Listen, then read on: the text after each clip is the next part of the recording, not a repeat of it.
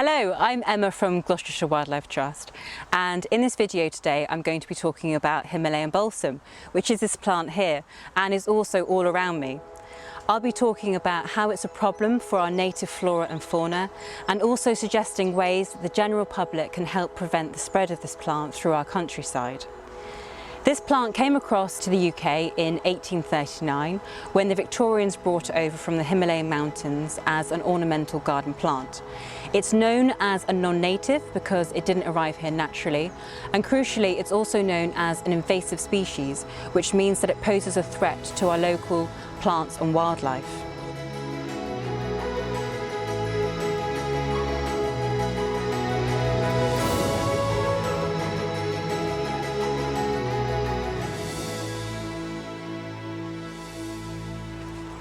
After habitat loss and fragmentation, invasive non-native species are the second biggest threat to biodiversity worldwide.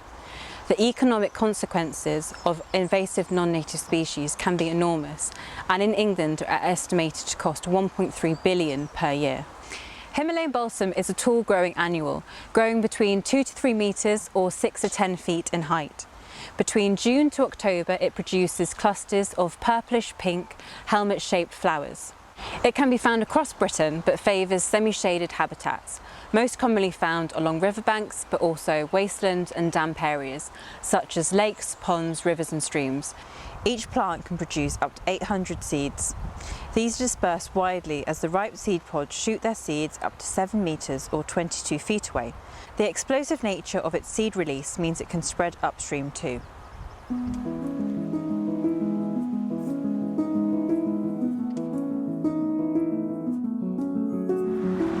Whilst chemical and biological methods of Himalayan balsam control are used in some areas, by far the most wildlife-friendly technique is to control Himalayan balsam by hand.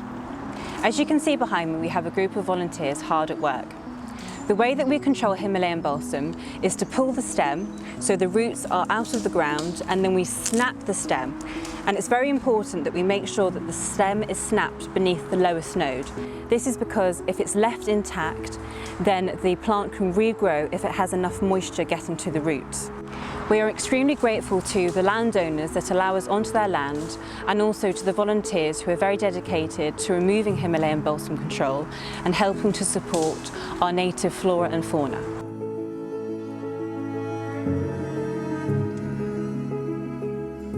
During a balsam bashing session, once we have a clump of balsam, we will either make a pile, making sure that we snap the stems, or we can find a V in a tree or a stump such as this one, and we will place the balsam and leave it so that the roots will then dry off and die.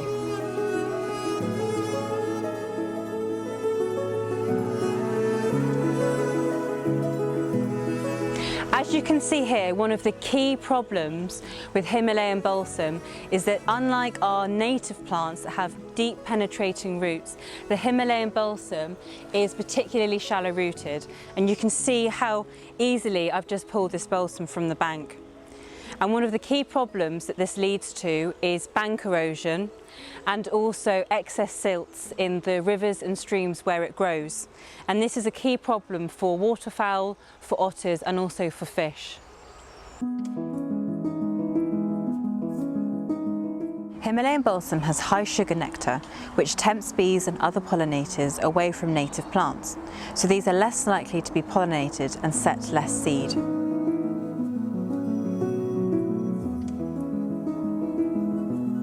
One way in which people can help to get this species under control and support our native plants and wildlife is by volunteering their time to join a balsam bashing volunteer work party. A small individual act of pulling balsam in your local patch can collectively provide more space for native species to thrive and restore these important habitats for people and wildlife.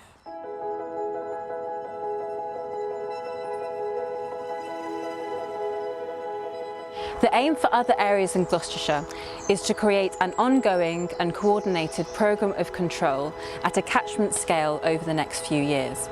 This, in combination with raising awareness, enthusing and engaging volunteers, will mean that plant populations are controlled by local communities until full eradication is achieved.